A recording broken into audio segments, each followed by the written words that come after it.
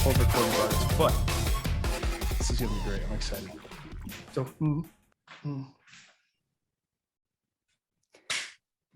action. Hey friends, welcome back. Welcome back. There's a little Mr. Rogers intro there. Special treat for everybody today. It's a early morning podcast. We are joined by our friend, former colleague, and just a man of many talents, Gogi. This is great. Thanks for doing this on such short notice. I know we talked about this last week and a quick turnaround, but I can tell you're excited. So thank you. Absolutely. Great to be here.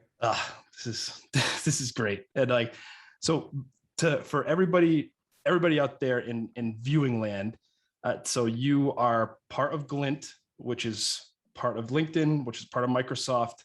Tell that story to clarify the whole chain of company interworkings. And we also want to know what it's like working for a startup in a massive company too. Yeah, absolutely. Wait, hold on. Can I also just say, can you tell us what you do there too? Like we kind of skipped that whole piece. Too much exciting stuff. Okay, sorry. Well, first, I want to say thank you for having me, and it's so great to be back with the three of you. And I'm so happy to see the three of you together after our time at Indigo Agriculture together. So it's nice to be here. The world of LinkedIn is kind of morphed since I joined, and even years before that. Glint was a small startup that focused on employee engagement. They had a platform, a product where you can measure employee engagement, track your progress over time, and help people be happier and more successful at work. LinkedIn found this to be a compelling mission and aligned with their broader mission of creating economic opportunity for the global workforce. So they acquired Glint a few years ago and have been on a mission to kind of integrate the two together. And at the same time, Microsoft acquired LinkedIn to be a part of their whole strategy. So it's been definitely a ride for sure with the three of them coming together. There's a lot of opportunity ahead for Glint as we look at employee engagement within the broader ecosystem of human capital trends and what's going on around us in the market, in the workplace.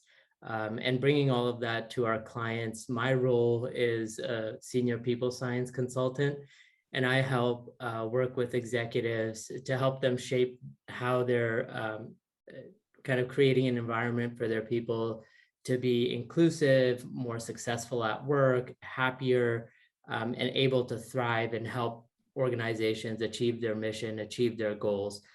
And so my role is really just partnering with leaders to help bring them the best thought leadership that we can based on what we see in our data across Glint, LinkedIn, and Microsoft. We're all kind of in this space of human capital trends. So we bring them the best of our thinking and then leverage their own data to understand insights and systemic issues that they see within their organizations and how we can use what we've seen in other companies or across different industries to better their organizations. Good God, we need another podcast to talk about this stuff. I was just thinking about that because in the talent climate that what we are in currently, it's chaos, right? From a talent acquisition standpoint and for companies. And like, this is just a wild time. So I would different time. Perch is also, we're definitely gonna talk about this offline. We're in a situation where as we scaled as a bit, and we're in our infancy as a company. We've grown and grown and grown, but I think we're still in the stage as a startup that we're building and we're defining sort of what some of these mechanisms that I'm assuming you're talking about really should look like for the business. Sans a lot of historical data to work with, so it'd be a fun conversation. But that's not why we're here. We're here to learn what you suck at. So. Well, yeah, we know you're good at a lot. I mean, it was always the phrase like, I'm struggling with this thing. It could be unrelated to what you're doing, but go talk to Gogi. Like he can help with it. And he definitely doesn't suck at beating me at golf because he whipped my ass when we played. Oh, he crushed me. It was a lot. There was day. not enough. There was not enough ragging on that situation when it happened. Because Gogi's too nice of a guy. Brett, really Brett kind of slid that one in the back door there when he was just like, how'd it go? Because I've been booked many times before too. So exactly. It goes around, comes around, right? Yeah. It's just okay. No, back on the topic, man. So what does Gogi suck at? Let's dive in. Unpack this. Ooh, we might need another podcast for this one. That's part two. They're coming back. Yeah. I think one of the things that I'm learning to be better at is really listening intently. I think this is a skill that's going to be required of leaders going forward. In the past, there was a view that if you listen to your employees and you gave them too much of a voice, you would lose control as a leader. And I think that pendulum has swung a little bit, where leaders realize that the opportunity right now is actually to listen to employees and bring them along in the journey in creating your organizational mission, your goals, how you want to operate as an organization, because that's how you're most powerful. So for me, one of the areas I sucked at previously was feeling empowered to go and listen to people and use that information as a way to guide how I lead my team, how I go and operate. But now my mindset has shifted quite a bit. My processes and systems are still lagging a little bit, but I think over time, if I can get those processes and systems in a way that taps into the human potential or the human mindset, then I will be better as a person myself, because my thinking, my behaviors, my actions will be an amalgamation of what I'm hearing from others. And my belief is that everyone out there collectively is much smarter, much better than I am. And so if I can tap into that wisdom, then I can improve myself. I think that's what I suck at, listening. You just said a lot of gold in that description of what you suck at. And man, I think about that all the time, especially like just for me personally, of like being virtual and being remote and working like in a remote setting, which, has its absolute, pros, tons of pros for me, my lifestyle, but also like in meetings sometimes, right? It's like listening intently and like not letting outside the ADD kick in, right? And shift gears and really dial in when you're in person, you're kind of in a room and you're sitting face to face and your shoulders are square and you're there. That's a little bit lower level than kind of what you were kind of describing too, but like it applies in so many different ways and areas, and like not just more so today, but in every facet. I think the remote world has definitely thrown a curveball into that conversation.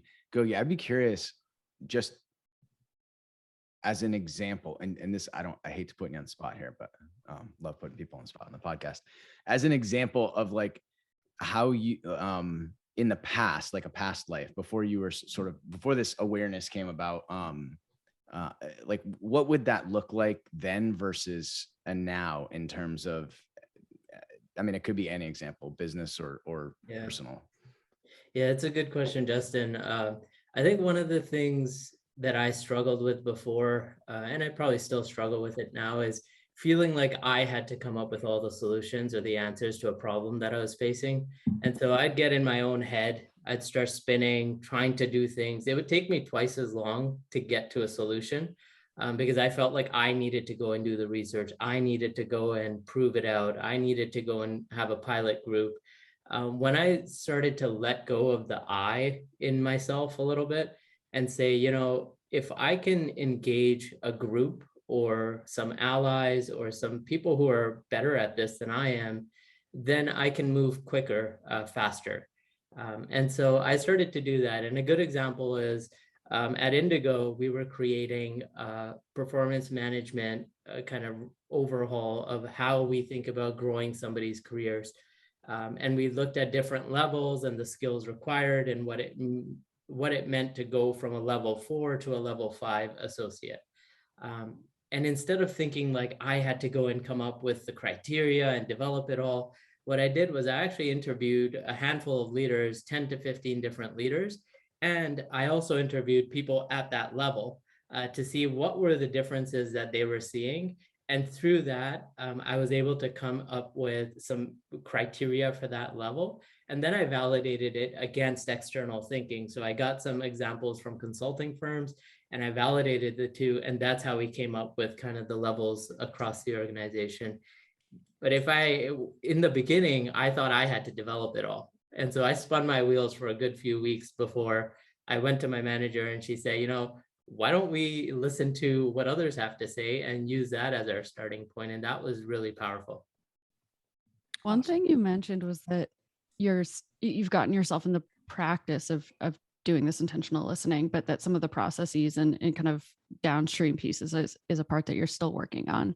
Can you give us a bit of an example of what that looks like? In other words, like how do you push that through all the way, and what are the pieces that you're still working on there?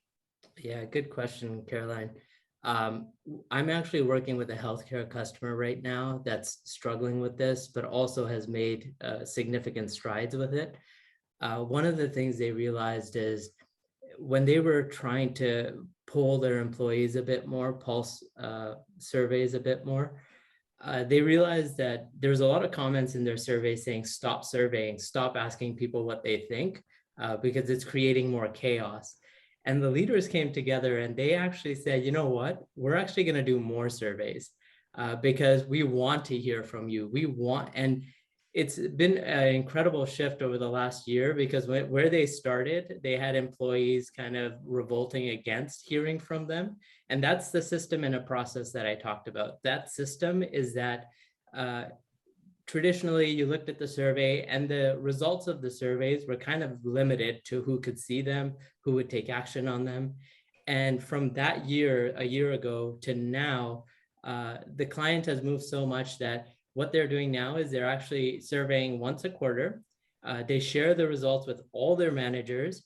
All the managers are empowered to now take action on one or two things each quarter. So they're not trying to boil the ocean like traditional surveys would. They're not creating these robust action plans. And they've seen their engagement scores increase quite drastically over the last year just by doing this simple system or process change. And there's actually a book, maybe somewhere up here, called Atomic Habits by James Cleary.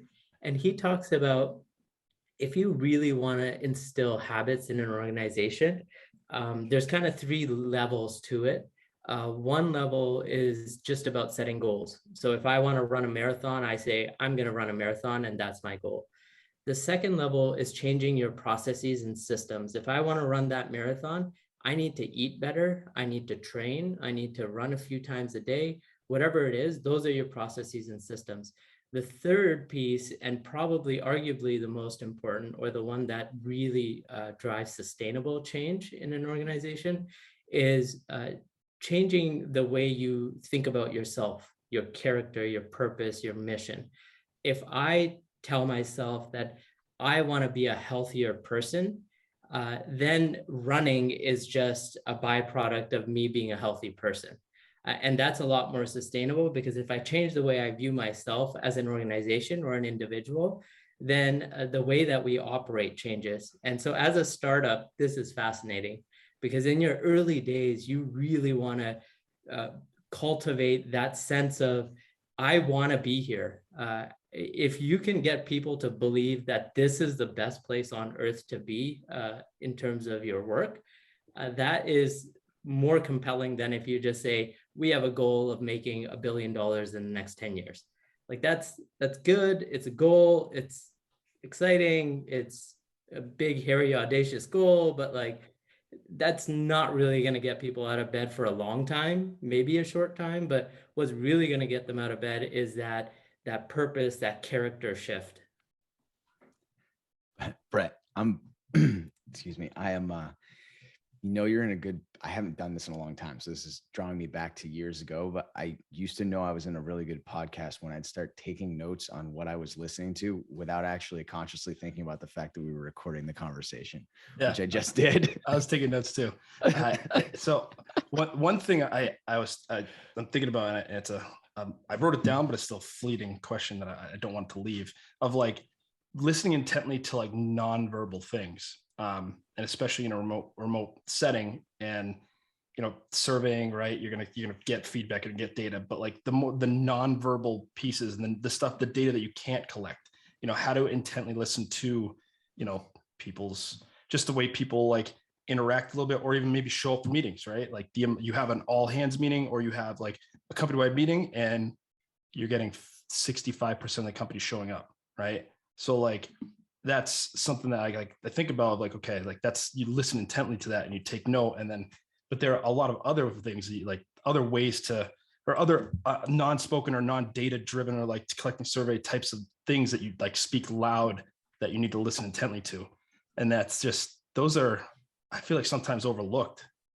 Yeah, there's ways to do it effectively, right? Like I'll share two things. One is a client example, another one from a tech company, a smaller company, a startup that I'm working with. And I just emailed them before this conversation because they were struggling to get their response rates up. So they had about a 39% response rate for their company.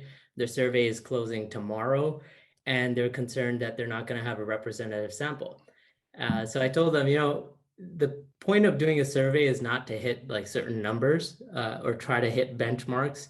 That's not the goal of surveying. The intent of the survey is to listen to your people, take action, see what works, see what doesn't work, and then do it again and do it multiple times. Because when you do it multiple times, those small changes and incremental actions over time will result in these colossal organizational changes.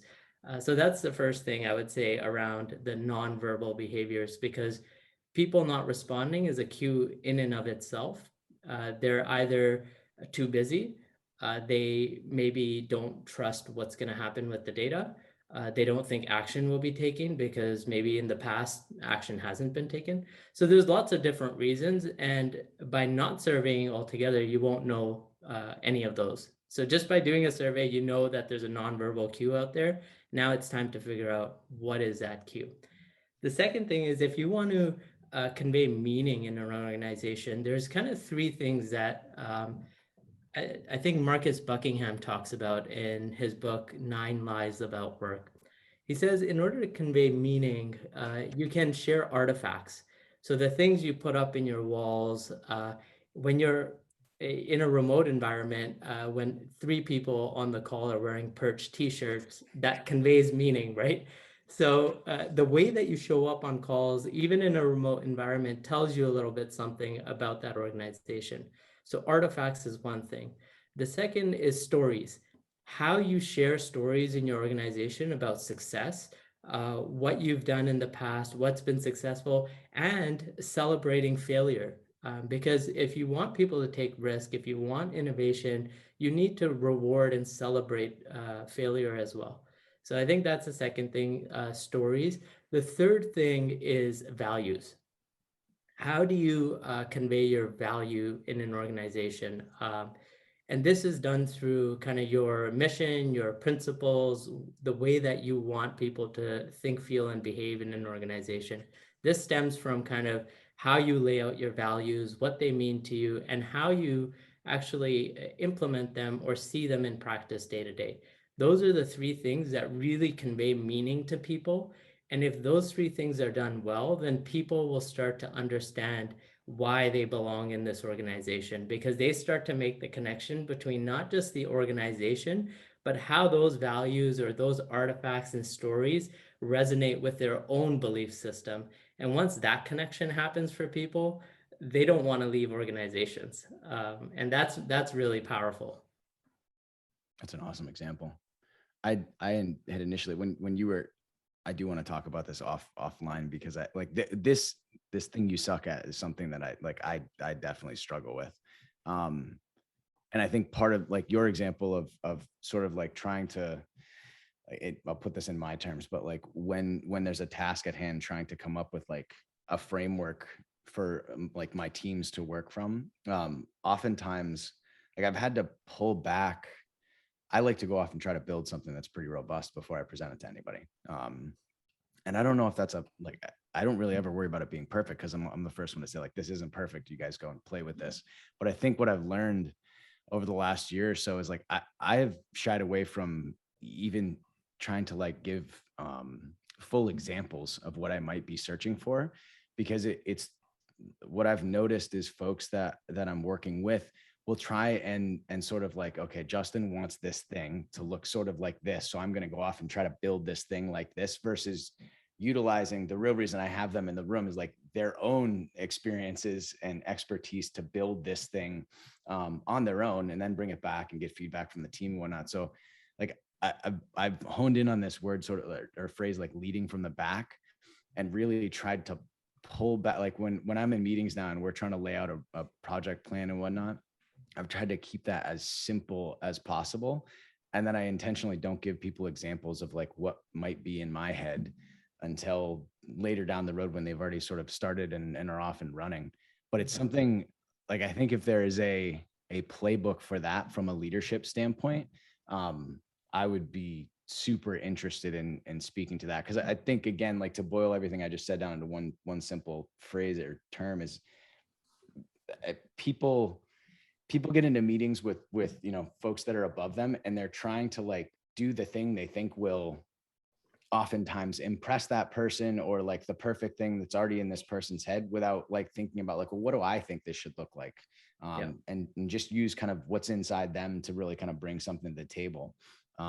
That's definitely something that like I've seen happen and struggle with, and playing with ways to avoid that now.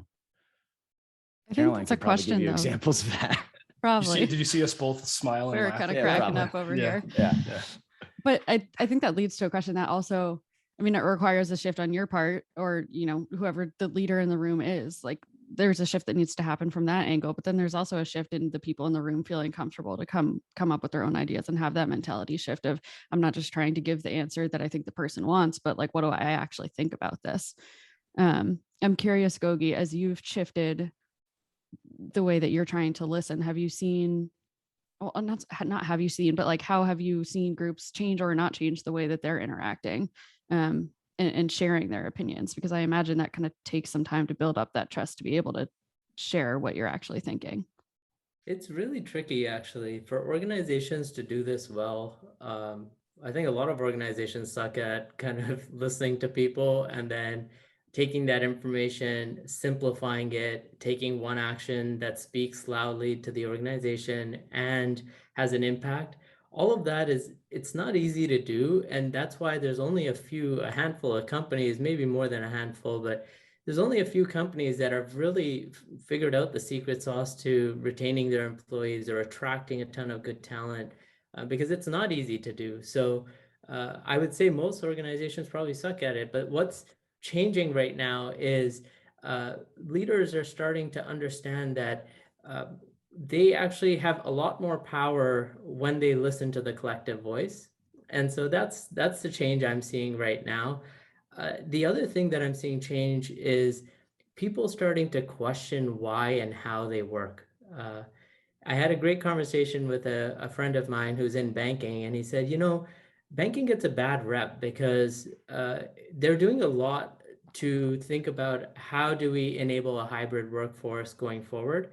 And he said, our bank is one of the first ones that took action. They immediately said like 3 days a week back in the office.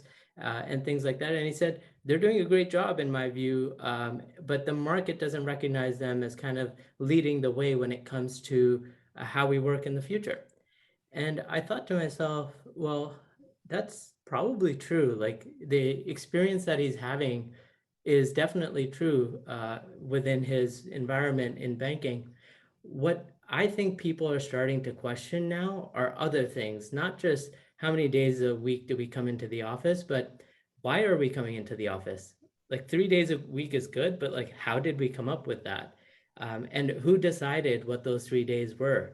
And why is it those 3 days? And who is this kind of like a reflection of what we've been doing as a society coming down the fourth industrial revolution now? Like somebody makes a decision or a group of people make a decision and maybe they all look the same, they behave the same, and therefore the actions kind of get embedded into how we work. And so now people are starting to question, one, why do we go to work in an office, in a physical location, if we're going to be doing the exact same thing we could do at home? You might argue that people prefer to be in the office. That's totally cool. And you can do that. The second is when we go into an office in certain environments like banking, you dress up. You wear a full suit, or you wear a nice shirt, nice pants, or if you're a woman, you wear something else. And that continues. The idea of being a professional or dressing professionally is designed by certain people, and now everyone is expected to follow. So people are starting to question, well, why? If I'm driving really good performance, if I'm driving organizational objectives, why does it matter what I wear? So that's kind of the second piece people are starting to question. I think the third piece is kind of how can we create a more of an environment where we come together for a particular purpose. And we're starting to see this with some companies, where I've seen tech companies now repurpose their cafeterias, for example, during off-peak times, so off lunch, off breakfast, and use it as a place to collaborate and work. In the past, you would just go to the cafeteria to eat. Now they're actually repurposing that space to work. Similarly, you might have large training centers within organizations. Some companies have their own campuses just for conferences, for trainings and things like that. And so people are starting to think now, well, if our people are going to be more remote in the future, then can we repurpose that space to bring them together as an offsite location? So they're still coming to the office. It's still an offsite, but it's different than their day-to-day. And so now I think companies are starting to get creative about what it means to be in a hybrid environment. And I don't think anyone has it solved yet. But I think companies are starting to try and test things that might work for their culture and for their business. I see some businesses more remote than others because it matches the way that their product is. For example, Spotify is I think mostly remote. And so it makes sense to me because their product is like a remote product. It's virtual, it's software. So that makes sense. But whereas companies who are maybe producing a car, you might need to be in person to produce that car until we have some robots that can do it for us. So that's what I think. Don't get into robots. Brett will be here all day. I do think that there's so much frustration though, or conversation maybe is the better word, just in general, about people feeling frustrated. Why do I have to go back in, to your point, asking all these questions? And I think that ties really well into the theme of listening, because it seems like a lot of companies are having these conversations about what do we do in terms of hybrid work, just behind closed doors almost. It's the leadership team having that conversation. But what happens if you actually listen to what the company wants to do and what the people want to do? And suddenly you start to have this different sort of conversation, or at least a different understanding behind the why, if you can all kind of talk about it. Yeah, I don't have an answer, Caroline. This is a tough one, and I think leaders. Come on, Gogi. This one, I think it's going to require leaders testing, iterating, learning quite a bit over the next few years. Just if I'm a leader of a large organization, I would test a few things. I would bring my team together on site. If they're able to work remote, I would allow them to work remote. Bring them together during certain times and see what are those certain times. Did people like it? Did they not? Was it inconvenient? Could they see this being a norm? And then build from that. So try maybe a team offsite at your campus or at your work location. Maybe try 2 or 3 days a week for 3 months, 1 quarter. Maybe try different things that might work. Maybe get ideas from your own team to see what works. And then aggregate all those experiments that you would do in an organization up to a level where you have a conversation about it and say, here's what worked, here's what didn't, here's what worked for engineering, here's what worked for marketing. Are they similar? Are they different? And how do we bubble that up to an organizational, whether it's a policy or a way of working, whatever it is? I think that's what's going to be required over the next few years. It's just to iterate, learn, and give yourself room to fail. It's okay. You don't have to get it perfect right now. I think a few really important things that you mentioned a couple of times is there's no secret sauce that applies to everyone, right? And everyone's looking for that though, and there are very few companies that have this dialed in, and it's okay, and it's also, culture itself is not, it's meant to change and evolve as companies grow, as they get older, as it changes constantly. It's not static. And things that were kind of separated from culture, it's a little bit, if you had like a in-person, you had an office, centric culture, that now you go fully remote, like that's just a drastic shift that you're gonna have to basically break down all those walls you had up and rebuild this house into how you're going to work together in this company. I mean, everyone was thrown into that. And that's an interesting one, Brett.